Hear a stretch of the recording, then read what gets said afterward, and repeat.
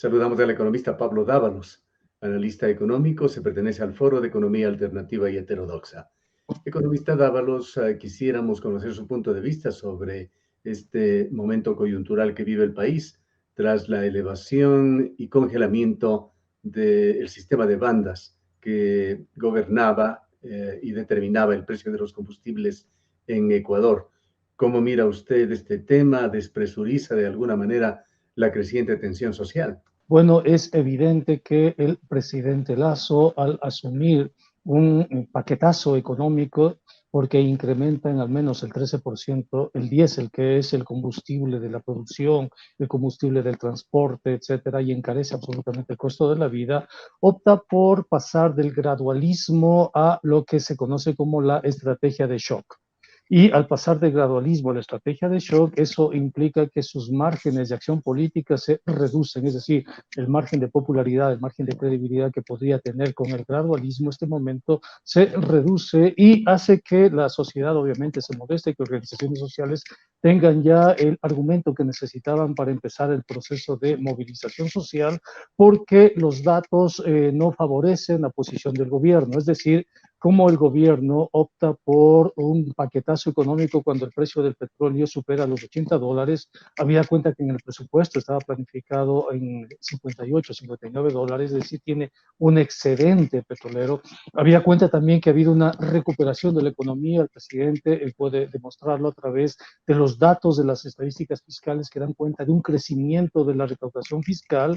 En otras palabras, el presidente no tiene argumentos para el paquetazo. Recordemos además que acaba de recibir un regalo de las instituciones financieras internacionales, bueno, es una donación que se hizo a nivel mundial y al Ecuador le tocó alrededor de $950 millones, ¿no? Es decir, no hay argumentos para Dávalos, ese paquetazo. un excedente petrolero que en el mejor de los casos, según las estimaciones, incrementarían los ingresos al fisco en el año en el orden de unos 1.000 a 1.500 millones de dólares, pero Ecuador enfrenta déficits fiscales que bordean los 10.000 millones. No, primero aclaremos, el Por déficit se favor. divide en dos partes. El primero se llama resultado primario. El resultado primario, que se traza sobre la línea, registra los ingresos permanentes del Estado, los ingresos no permanentes del Estado y compara esos ingresos permanentes y no permanentes con el gasto permanente y el gasto no permanente. Ahí se produce el resultado primario que se llama el déficit fiscal, ¿no? El déficit fiscal presentado por el gobierno es de 4.800 millones de dólares. Esa es la cifra exacta del déficit fiscal, si tú quieres. Pero ese déficit fiscal no toma en cuenta dos cosas. Primero, no toma en cuenta la donación que recibió de instituciones financieras internacionales de $1.000 millones que van directamente a los ingresos no petroleros extraordinarios, y de otra parte no toma en cuenta todo lo que significa el incremento del precio de los combustibles, ¿no? De tal manera que eso reduce el aporte del Estado a la importación de combustibles en más o menos $1.000 millones. Y tampoco calcula ¿Al la déficit al recaudación cual usted se refiere corresponde al al que presentó el 2021? gobierno en el presupuesto del Estado. Tengo aquí el dato. El déficit que 2021. presentó es, sí, el de este año es 4.812 millones. Tengo aquí el dato presentado por el gobierno, ¿no? Esos 4.812, ese es el tamaño del déficit, no es 10.000 millones como el gobierno dice, ¿no? Esos 4.800, entonces, a esos 4.800 hay que restarle 1.000 millones de la donación que hicieron instituciones financieras para la reactivación económica, para todo lo que significa la pospandemia. Es decir, ahí se reduce a 3.800 millones el déficit. De esos 3.800 millones hay que reducir 1.200 millones producto de la elevación de los combustibles, al menos hasta el mes pasado. Es decir, ahí tenemos 2.600 millones de dólares. Pero esto De esos para ser lo más 2.600 objetivo millones, posible, economista Dávalos, estos 1.200 millones por los combustibles, ¿está considerando usted desde cuándo? Y no, entendemos esto es hasta la aquí, emisión del simplemente te decreto. doy el dato que está acá. El gobierno calculó 1.900 millones en subsidio a los combustibles. Eso calculó el gobierno. Pero el dato de Petroecuador da cuenta que el subsidio de los combustibles fue de 800 millones, está proyectado a 800 millones a diciembre. Hasta este momento es 660 millones, hasta el mes pasado, Ya. que son los datos, ¿no? Es Entonces, decir, simplemente se estoy dando reduce el los datos. déficit en esas cifras. Exacto, te doy el dato puro nada más. Entonces, de 4.800, si a 4.800 le restas 1.000 millones, te queda 3.800. ¿De dónde le restas 1.000 millones? De la donación que hicieron las instituciones financieras a varios países del mundo. A Colombia le dieron 3.000 millones, a Brasil le dieron 15.000 millones, a Ecuador le tocó 1.000 millones. Entonces, son 1.000 millones que entran directo al presupuesto del Estado y que no están registrados acá. Entonces, ahí se resta 1.000 millones. Si a eso ponemos el dato real del subsidio, que son 800 millones, y aquí está presupuestado 1.900, eso significa que en realidad hay que restarle 1.100, 1.200 millones. Y si a eso ponemos el incremento del precio del petróleo, alrededor de 1.500 millones de dólares más, resulta que el déficit no llega al 1% del PIB con datos de esto. Y si a esto ponemos la recaudación fiscal, el incremento de la recaudación fiscal, porque el gobierno había pensado en 12.7 mil millones la recaudación fiscal, y está previsto que alcance los 13.5 mil millones la recaudación fiscal a diciembre. Es decir, no existe déficit fiscal. O sea, un ejercicio simplemente contable, un ejercicio simplemente de poner las cuentas en orden, nada más. Ya, No pero tiene nada que ver con la cómo política, entender mucho menos. entonces, economista Dávalos, que en la reforma tributaria, que era parte de la ley creando oportunidades y que se presentará posiblemente en esta semana en la Asamblea, el gobierno pretenda recaudar casi 1.500 millones de dólares en el 2022 solamente por tributos? Sí, pero hay que considerar que esa es una exigencia del Fondo Monetario Internacional. El fondo le exige que presente una reforma y que sea aprobada a fines de Pero octubre. querría decir que tendría ya un gran superávit del gobierno.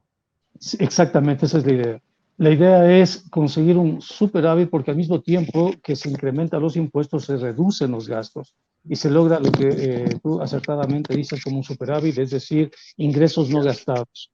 Esos Ahora, ingresos no gastados se destinan directamente a las reservas internacionales. ¿por qué no funciona para los sectores sociales, digamos, en forma positiva para mejorar la imagen, la relación con el gobierno, esta elevación del precio de los combustibles y el congelamiento, cuando en la una parte, en el congelamiento, era lo que venían reclamando? Porque no hay congelamiento, o sea, no existe congelamiento. O sea, el congelamiento es una estrategia de distracción. Lo que existe es un paquetazo. El diésel, el combustible más importante que se utiliza en la producción y el transporte, acaba de subir en un 13%. Entonces, cuando suben un 13%, eso no significa congelamiento. ¿Cómo funciona el paquetazo?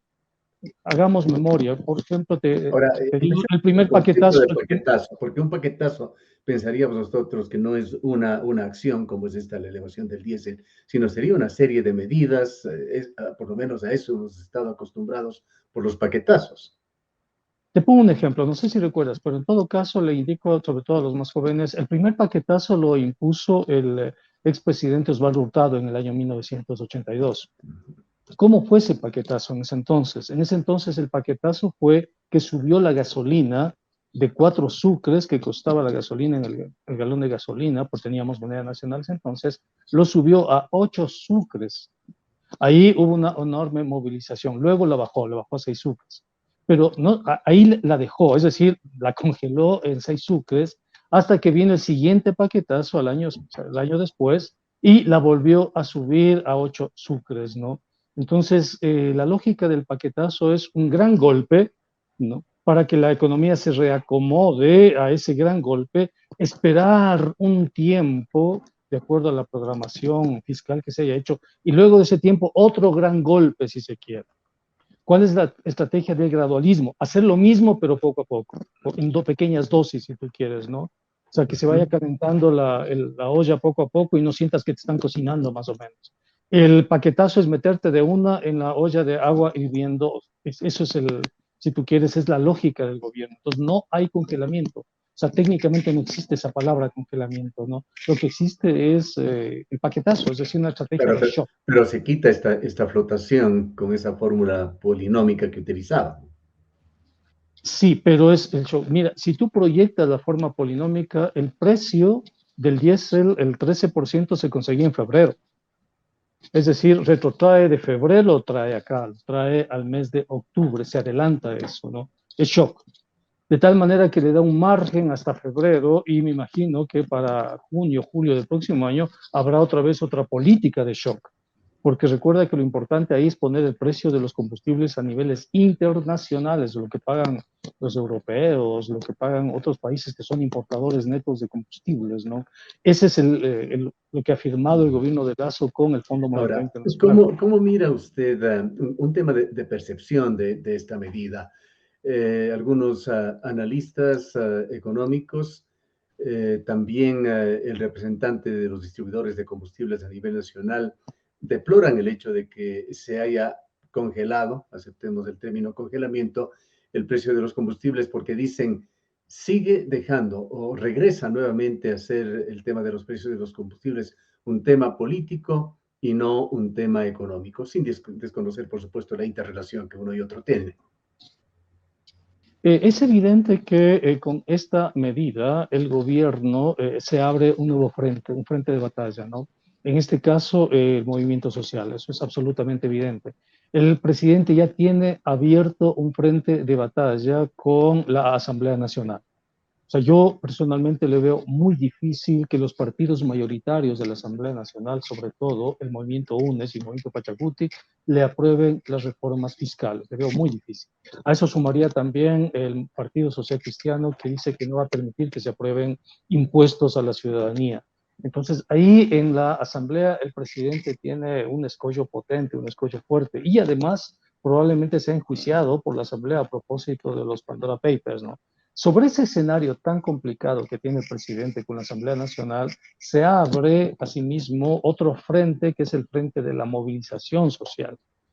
Las organizaciones empiezan a partir del 26 de octubre de este año procesos de movilización social y tienen los argumentos para validar, legitimar y avalar esa movilización social y pueden conseguir acuerdos con otros sectores sociales, pienso en los campesinos, pienso en los transportistas, pienso en los pobladores, etcétera, que ven cómo se encarece de una forma dramática y reduce en la capacidad adquisitiva de los salarios. Es decir, ahora el presidente Lazo se ha abierto dos frentes y apenas está 5 meses, ¿no? Apenas está 5 meses. Dos frentes potentes, ¿no? Un frente es en el sistema político, no tiene que confrontar una asamblea que probablemente le rechace sus iniciativas de ley, y el otro frente social que va a empezar paulatinamente procesos de movilización social, ¿no? Entonces, Entonces, con ve usted un cada, negro panorama. es que eso es lo que está pasando, Por una Gustavo. O parte sea, continuará el bloqueo en la Asamblea sin que se permita que se analicen, quizá menos se aprueben las propuestas de la agenda económica del gobierno de Guillermo Lazo. Y por otra parte, usted ve una escalada de tipo social, de protestas en el país. Mira, Gustavo, simplemente describo lo que existe en este momento en la coyuntura. O sea, simplemente es cuestión de visualizar los diferentes pronunciamientos y contextualizar lo que está pasando. Le veo imposible, Gustavo, imposible que UNES, el partido UNES, apruebe las medidas, porque son neoliberales, porque eso para UNES le significa un suicidio político. Yo no veo por qué UNES se va a suicidar políticamente favoreciendo leyes que van en contra de su proyecto político, ¿no? Y que lo liquidan políticamente y favorecen además a su contrincante directo, que es Lazo. Entonces no veo por qué UNES va a sacrificar su proyecto político en función de un gobierno con el cual no tiene absolutamente nada. Pero De la de darse misma esa forma, situación de que une sumado quizá a otros sectores políticos bloqueen esas iniciativas del presidente, ¿no le quedaría más que los mecanismos, nuevamente traemos a colación, los mecanismos de democracia directa, sean propuestos por el presidente? vamos a suponer dos posibilidades, Gustavo. La primera es la consulta popular y la segunda es la disolución de la Asamblea y el proceso de multicruzada que conlleva la disolución de la Asamblea. En un escenario de consulta popular, para ganar esa consulta popular, el presidente necesita legitimidad y credibilidad. Si no tiene legitimidad y credibilidad, no puede ganar una consulta popular. La pregunta es, ¿con qué legitimidad y con qué credibilidad el presidente Lazo quiere ganar esa consulta? Si en este momento los datos dan cuenta de un desplome de su credibilidad y de su popularidad. Es Pero que decir, quedaría entonces de una encrucijada sin salida. simplemente, insisto en eso, simplemente pongo los datos de la política nacional. Vamos al segundo escenario, el presidente disuelve la asamblea. Digamos que el presidente disuelve la asamblea y tiene que gobernar vía decreto ley que tienen que ser además avalados por la Corte Constitucional. La pregunta es, ¿con qué capital político el presidente va a emitir esos decretos ley cuando esos decretos ley van a suscitar movilización social? Va a ser un periodo de caos porque yo no les veo a los obreros, por ejemplo, tampoco les veo a las organizaciones sociales, a la CONAI y demás, absolutamente tranquilas ante los decretos ley de Lazo. O sea, le veo muy difícil que eso pase. Es decir, vamos a tener un periodo de mucha movilidad social hasta que se convoquen las nuevas elecciones. Cuando se convoquen las nuevas elecciones, los proyectos de ley van a prenderle al país, va a haber movilizaciones potentes, la derecha tendrá pocas posibilidades de ganar las elecciones que vienen, tal vez vendrá un outsider, no lo sé, pero se desarma absolutamente todo el sistema político, ¿no? Entonces, esa es la situación de Lazo. Lazo está en un laberinto creado por sus propias contradicciones. Tiene que resolver los Pandora Papers y no sabe cómo resolver los Pandora Papers. Dijo que iba a ir a la Asamblea para rendir cuentas a través de la Asamblea del Pueblo Ecuatoriano y no lo hizo. Desprecia al sistema político, ¿no? Dijo que iba a enviar la semana pasada las reformas tributarias y no lo hizo porque sabe que no tiene los votos para esas reformas tributarias. Y si las envía esta semana, igual sabe que aunque las envíe esta semana va a ser muy difícil que tenga los votos para conseguir estas reformas. Los únicos aliados potentes que tiene el presidente Lazo son los grandes medios de comunicación. Los grandes medios de comunicación que intentan a la ciudadanía convencerle de que las medidas de Lazo son pertinentes y adecuadas en un contexto como el actual. Pero tampoco ese escenario es muy favorable porque hay una proliferación de espacios en Internet y demás que hacen que los ciudadanos contrasten la información que proviene de los grandes medios de comunicación a través de redes sociales. Entonces, mi criterio es que Lazo efectivamente está en un laberinto. Ahora, economista Dávalos, si es que las cifras que usted nos señala son correctas, es decir, si es que prácticamente no hay un déficit en el país o hay un déficit de apenas del 1% del PIB en este año y va a haber superávit el próximo año, el gobierno no tendría necesidad de enviar esa reforma fiscal o de buscar nuevos recursos. ¿Podría sacar adelante el gobierno su agenda, su ideología a través de gobernar el país con las distintas herramientas que tiene, sin necesidad de proponer nuevas medidas económicas? Efectivamente. Lo que el presidente Lazo necesita es desprenderse de esa enorme carga ideológica de la Fundación Ecuador Libre, de los medios de comunicación que son más neoliberales que él, y gobernar con pragmatismo. ¿No? Si este momento sabe que sus acuerdos con el Fondo Monetario Internacional le restan gobernabilidad y le ponen al precipicio, le orillan al filo del precipicio, pues cancele los acuerdos con el Fondo Monetario Internacional. Ahora, ¿cómo se resolvería el tema muy grave de desempleo en el país? Se dice que un 30% de los ecuatorianos tienen o tenemos un trabajo digno y formal y el resto no. ¿Tendría la suficiente dinamía la economía ecuatoriana como para generar empleos y suplir este déficit? Sí, para resolver el problema del empleo se necesitan, los economistas llamamos de medidas anticíclicas. Y la primera medida anticíclica es gasto público. Es lo primero que tiene que hacer. Duplicar, si es posible, el gasto público, ¿no? Tanto el gasto corriente cuanto el gasto de inversión. Es lo que tiene que hacer, lo que están haciendo otros gobiernos. Por eso recibió la donación de los $1.000 millones, ¿no? Pero Lazo lo que va a hacer, en vez de gastar más, en vez de expandir el gasto público, lo que está haciendo es todo lo contrario. Está reduciendo el gasto público. Él es partidario de la idea del Estado beso, ¿no? Y eso genera más desempleo, pues, y ¿Y qué obviamente piensa eso usted sobre genera... la propuesta tributaria que pretende recolectar unos 1.500 millones de dólares extras? ¿Es esto bueno o es malo para el país? Mira, Gustavo, esta reforma tributaria es una condicionalidad del Fondo Monetario Ujú. Internacional y ¿Pero qué efectos tendría si se da? no está vinculada al gasto fiscal. Ujú. Es decir, no tiene ningún efecto sino quitarle recursos a la gente. Porque si el gobierno dice, está bien, yo con esta reforma fiscal voy a subir los salarios, por ejemplo, de los maestros, de los médicos, voy a entregar más recursos a la inversión pública, a los GAT, por ejemplo, ¿no? voy a resolver la deuda que tengo con los gobiernos autónomos descentralizados. Yo creo que se justifica porque tendría un efecto expansivo en la economía.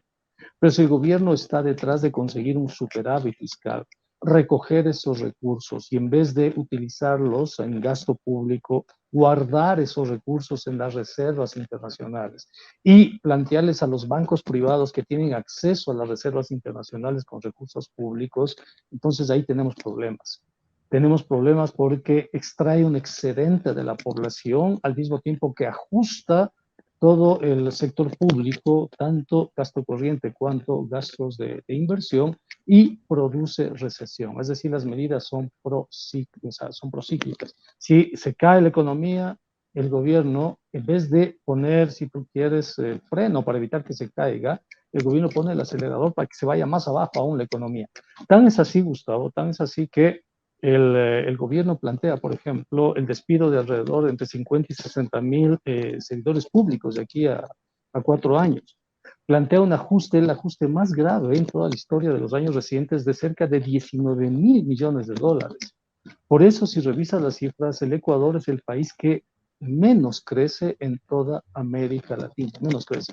Si no tuviéramos el ajuste económico, si no tuviéramos la carta de intención con el Fondo Monetario, nuestro crecimiento del 2.8 que está previsto pasaría tranquilamente al 6-7%, ¿no? Porque hay condiciones para eso.